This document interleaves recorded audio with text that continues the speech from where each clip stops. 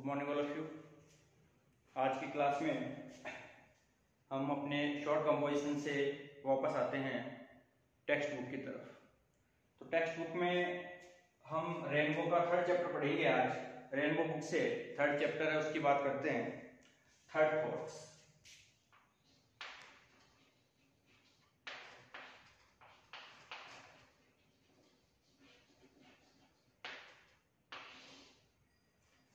Third thoughts written by E.V. Lucas।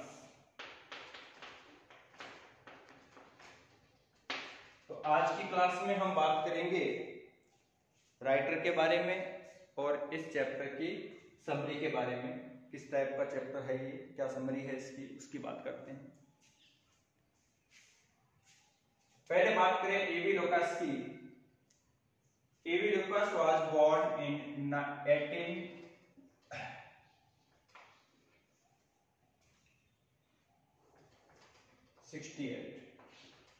E.V. Lucas was born in 1868 in London। इनका birth हुआ 1868 में and was died on 1938। और 1938 में इनकी डेथ हुई। 1868 में बर्थ हुआ लंदन में, 1938 में डेथ हुई इनकी। और ये इंग्लैंड के फेमस एसेइस्ट थे।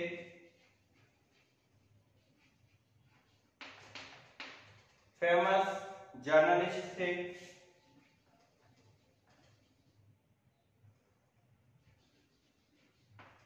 फेमस जर्नलिस्ट थे। इसके अलावा ये जो फेमस है, ये एज ए एसेइस्ट फेमस है। जर्नलिस्ट भी थे famous, but as a essayist ज्यादा फेमस है। इसके अलावा भी इन्होंने कई नॉवेल्स लिखे हैं, चिल्ड्रंस बुक्स लिखी है, चिल्ड्रंस बुक्स भी लिखी है। इसके अलावा ट्रेवलॉग्स भी लिखे हैं। ट्रेवलॉग्स होते हैं जो ट्रेवल्स, जर्नी, उसके बारे में लिखते हैं। एज ए एसेइस्ट फेमस है। आज अपना जो टॉपिक है थर्ड थॉट्स, ये भी एक इनका फेमस ऐसे है। और जो ऐसे है, it was actually taken from his famous ऐसे। उनका एक बड़ा एसेस का जो कलेक्शन था, वहां से लिया है। The phantom journal and other essays and diversions. तो ये जो टॉपिक है अपना थर्ड थॉट्स, एक शॉर्ट ऐसे है। ये उनके एसेज के जो कलेक्शन की बुक्स थी उनकी, वहां से लिया है। The phantom journal and other essays and diversions, वहां से लिया है। 1919 में लिखा हुआ है। 1919 में लिखा हुआ है। अब बात करें ये टाइटल के बारे में, ये टाइटल कहां से लिया है। The title is humorous coinage. Title क्या है? ये ह्यूमरस कॉइनेज है। एक ह्यूमरस कॉइनेज मतलब एक तरह से हास्यास्पद है। ये ह्यूमरस कॉइनेज है। Taken from famous idiom second thoughts. ये कहां से लिया है? एक ह्यूमरस कॉइनेज है, इंस्पायर्ड बाय। कहां से इंस्पायर है? Inspired by famous idiom second thoughts, वहां से लिया है। और सेकंड थॉट्स का मतलब क्या होता है? सेकंड थॉट्स का मतलब होता है an opinion reached after reconsideration. An opinion reached after reconsideration यानी कि पुनर्विचार। हम किसी बात के बारे में, किसी डिसीजन के लिए पुनर्विचार करके, रिकंसिडर करके हम जिस ओपिनियन पे पहुंचते हैं, वो है सेकंड थॉट। तो ये सेकंड थॉट टाइटल से, सेकंड थॉट जो इडियम है वहां से लिया है अपना title third thoughts. Third thought actually कुछ नहीं होता है। थर्ड थॉट्स इंस्पायर्ड है कहां से? सेकंड थॉट से। Second thought. तो सेकंड थॉट से लिया है थर्ड थॉट्स। तो सेकंड थॉट क्या होता है? सेकंड थॉट होता है an opinion reached after reconsideration. जब हम रिकंसिडरेशन, किसी भी अपना जो डिसीजन लेते हैं, उसके लिए किसी बात पे बार बार हम रिकंसिडर करते हैं, उस पर पुनर्विचार करते हैं, उसके बाद में फाइनली हम जो डिसीजन लेते हैं, वो सेकंड थॉट है। और इस सेकंड थॉट से थर्ड थॉट जो टाइटल बन गया इनका, ये थर्ड थॉट क्यों बना? क्योंकि वो अगेन एंड अगेन बार बार क्या करता है? रिकंसिडरेशन करता है। अगर हम किसी बात पे एक बार रिकंसिडरेशन करें, दो बार रिकंसिडरेशन करें तो सेकंड थॉट्स है, और ये क्या करता है? उस बात पे, अपने डिसीजन पे अगेन एंड अगेन बार बार ये रिकंसिडरेशन करते हैं, इसलिए इनका ये टाइटल बिल्कुल सुटेबल है, थर्ड थॉट्स। इसकी स्टोरी क्या है वो देखते हैं कि जो ईवी लुकास हैं वही इसके नरेटर हैं। वो कहते हैं, इसका जो नरेटर होता है कहानी का, वो कहता है कि मेरी डेस्टिनी में, यानी कि मेरे भाग्य में ये लिखा है, मेरी किस्मत में ये लिखा है, मेरी डेस्टिनी में लिखा है कि मैं महंगी चीज खरीदता हूं और सस्ते में बेच देता हूं। उसकी डेस्टिनी क्या है? वो होता है मेरा भाग्य है कि मैं महंगी चीज खरीदता हूं और लास्ट में उसे सस्ते में बेचना पड़ता है, वो भी बिके तो, कई बार तो बिकता भी नहीं है। तो ये उसकी डेस्टिनी है, उसके साथ यही होता है हमेशा। एक दिन क्या होता है कि वो एक मार्केट में ऐसी शॉप पे पहुंचता है जहां पे उसे पुराने आर्टिकल शॉप्स होती है, वो पुराने आर्टिकल्स मिलते हैं, रेयर आर्टिकल्स होते हैं। तो उसे एक ड्राइंग मिलती है, एक पेंटिंग मिलती है, और वो पेंटिंग जो शॉपकीपर है उसको वो एक डुप्लीकेट समझ के, एक टर्नर की डुप्लीकेट पेंटिंग समझ के उसको देता है, और उस पेंटिंग को वो खरीदता है 10 शिलिंग्स में। वो किस में खरीदता है? 10 शिलिंग्स में खरीदता है।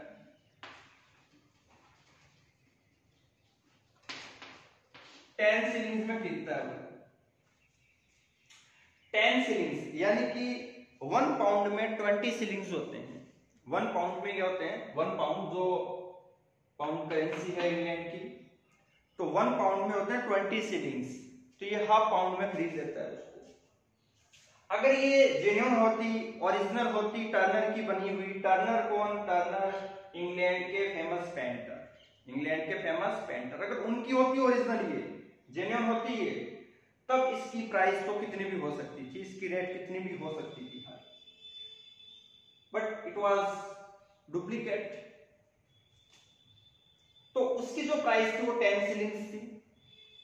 अब ये 10 शिलिंग्स में लेके उसको आता है, खरीदता है उसको 10 शिलिंग्स में, हाफ पाउंड में। और होता क्या है उसकी किस्मत देखो कि वो जो पेंटिंग थी, it turned out to be original Turner. ये टर्नर की ओरिजिनल पेंटिंग निकलती है, और उसको एक कस्टमर मिलता है जो उससे 50 पाउंड्स में वो खरीद लेता है। देखो 10 शिलिंग्स यानी कि हाफ पाउंड में खरीद के उसको वो बेचता है 50 पाउंड्स में, उसको वो 50 पाउंड्स में बेचता है। यानी कि उसकी लाइफ में तो पहली बार इतना बड़ा प्रॉफिट हुआ है। हमेशा जैसे बात की हमने, वो महंगे में खरीदता है और सस्ते में बेचता है, ये उसका दुर्भाग्य था। पहली बार उसको इतना बड़ा प्रॉफिट मिला है, लार्ज प्रॉफिट मिला है, बिग प्रॉफिट मिला है पहली बार कि हाफ पाउंड में 10 शिलिंग्स में खरीद के। तो वो छोटे क्वेश्चन यहां से बनते हैं, बार कितने में खरीदा, कितने का प्रॉफिट हुआ। तो 10 शिलिंग्स में लेके उसको प्रॉफिट हो गया 49 पाउंड एंड 10 शिलिंग्स का हो गया। प्रॉफिट कितना हुआ? 49 पाउंड एंड 10 शिलिंग्स का हो गया, ये उसका प्रॉफिट था। देखो 50 जो 10 शिलिंग्स में उसने खरीदा, 50 पाउंड में बेच दिया उसको, और 49 पाउंड एंड 10 शिलिंग्स का उसको प्रॉफिट हुआ। ये अब क्या करता है, वो सोचता है कि ये पहली बार मेरी लाइफ में है, फर्स्ट टाइम, तो first time in my life that I got big profit. It was first time in my life that I got such a big profit. तो वो सोचता है कि I should share my profit with the customer to whom I sold the painting. उसकी वजह से अगर वो कस्टमर मुझे नहीं मिलता, अगर वो कस्टमर इसको नहीं पहचानता कि जो पेंटिंग है it was actually painting of Turner, ये टर्नर की ओरिजिनल पेंटिंग है, अगर वो नहीं पहचानता तो होता क्या, मुझे इतना बड़ा प्रॉफिट नहीं मिलता। और वैसे भी first time in my life ये हुआ है कि आई got such a big profit. तो उसके दिमाग में आया, उसके विचार आया, उसने सोचा कि I should share my profit with the customer. तो वो क्या करता है, I should give him half of the profit. वो क्या सोचता है, I should give him half of the profit, कि मुझे जितना प्रॉफिट मिला यानी कि 49 पाउंड एंड 10 शिलिंग्स का मिला, जो मुझे प्रॉफिट मिला, तो उसका हाफ मैं दे देता हूं उसको, हाफ ऑफ द प्रॉफिट, यानी कि हाफ ऑफ द प्रॉफिट।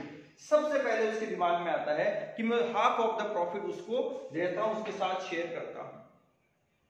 लेकिन उसने एक नोट भी लिखा साथ में कि आपकी वजह से मुझे बड़ा एक प्रॉफिट मिला है और ये मैं I want to share my profit with you, it was first time in my life that I got such a big profit, so I just want to share the profit with you. और उसने कहा कि half मैं आपको दे रहा हूं इसका profit, इतना मैंने प्रॉफिट किया इतना, और ये इसका हाफ मैं आपको दे रहा हूं।